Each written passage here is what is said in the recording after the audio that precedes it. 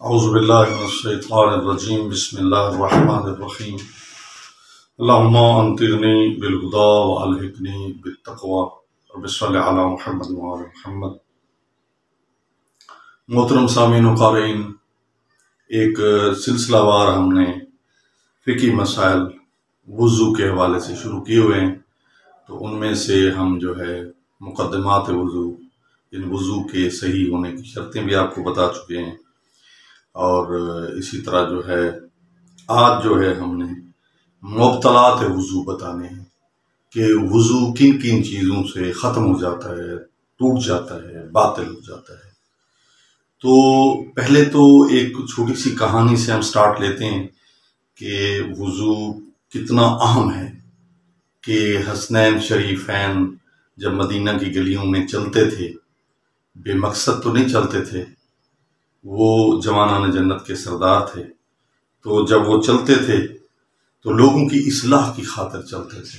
देखा एक जगह एक ज़ईफ़ वुज़ू कर रहा है, तो दोनों शहज़ादों ने सोचा कि वुज़ू तो ज़ईफ़ गलत कर रहा है, लेकिन अब इसका वुज़ू सही कैसे करना है। वो नब्बास थे, इंसानियत की इस्लाह के लिए आए थे। वो डॉक्टर थे, इंसानियत के रूहों के डॉक्टर थे, सिर्फ जिस्मों के नहीं, रूहों के भी डॉक्टर थे। और समझते थे कि किस अंदाज से इस्लाह करनी है ताकि तामीर हो, तखरीब ना हो। तो दोनों शहजादों ने कहा, बाबा जान हम दोनों वुज़ू करते हैं, आप हमारा वुज़ू देखें। जब दोनों ने वुज़ू किया, बेमिसाल वुज़ू था। उसकी तरफ देखता था, उसका वुज़ू उससे अच्छा लगता था, उसकी तरफ देखता था, उसका वुज़ू उससे अच्छा लगता था। तो ज़ईफ़ ने कहा, बेटा वुज़ू तो आप दोनों का ठीक है, वुज़ू तो मेरा ठीक नहीं है। तो फिर उनके वुज़ू को देखकर देखें, उसकी हौसला शिकनी भी नहीं हुई, इज़्ज़त नफ्स भी मजरूह नहीं हुई, और एक दीन का मैसेज भी हसनैन शरीफैन ने दे दिया। और दूसरा इसमें जो पहलू नजर आता है वो ये है कि चश्मपोशी कर जाते, चले जाते हसनैन, न समझाते, लेकिन दीन का ये उनसर, ये एटम, ये जो है एक पहलू इतना अहम था कि जिस पर नमाज पढ़ी जानी थी, और नमाज कबूल होगी तमाम जिंदगी के अमाल कबूल होंगे।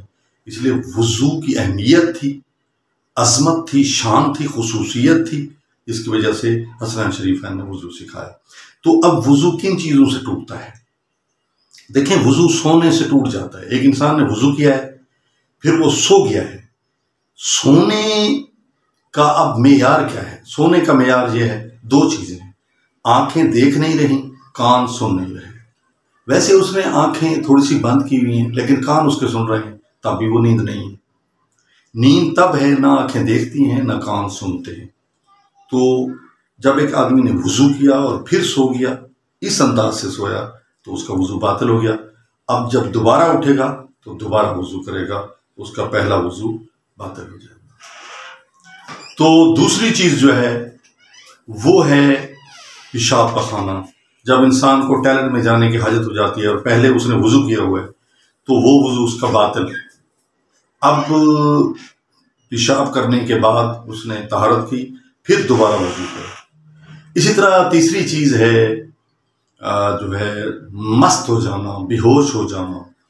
किसी वजह से भी इंसान मस्त हो गया है, बेहोश हो गया है, उसकी अक्ल जाती रही है, तो अब वो वुज़ू करके मस्त हुआ है, बेहोश हुआ है, तो फिर जब मस्ती उसकी ख़त्म हो, बेहोशी ख़त्म हो, गिशी ख़त्म हो, तो दोबारा वुज़ू करे, पहला वुज़ू उसका ख़त्म हो गया।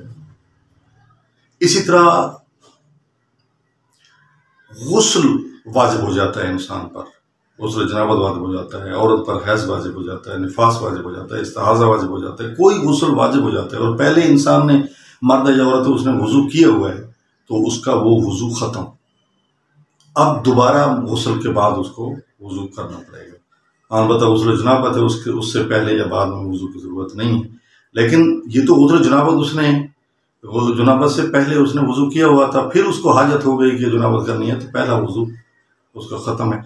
अब अगर ये और बात है कि ये वाहिद वुज़ू है जो वुज़ू की किफ़ायत करता है। इन वुज़ू काफ़ी हो जाए, गुस्ल काफ़ी हो जाता है, वज़ू की ज़रूरत नहीं होती। लेकिन बाकी अग़साल के बाद या पहले वज़ू करना पड़ता है। यानी अगर इंसान को ऐसी चीज़ आ जाए तो उसका वज़ू ख़त्म हो जाता है। तो ये चंद चीज़ें हैं, सो जाना और तहारत करना और री का खारिज होना। इंसान के मैदे से एक हवा खारिज होती है और उससे भी वज़ू बातिल हो जाता है, फिर इंसान को दोबारा वज़ू करना पड़ता है। तो ये चंद चीज़ें थीं जिनकी वजह से आपका वज़ू जो किया हुआ है, अगर ये अवारिज़ पेश आ जाएं, ये काम पेश आ जाएं, तो वज़ू बातिल हो जाता है, दोबारा वज़ू करना पड़ता है। तो मुख्तसर वक्त में इजाज़त चाहूँगा। अल्लाह आपको सलामत रखे, दुआ में याद रखिएगा। अस्सलामु अलैकुम व रहमतुल्लाहि व बरकातहू।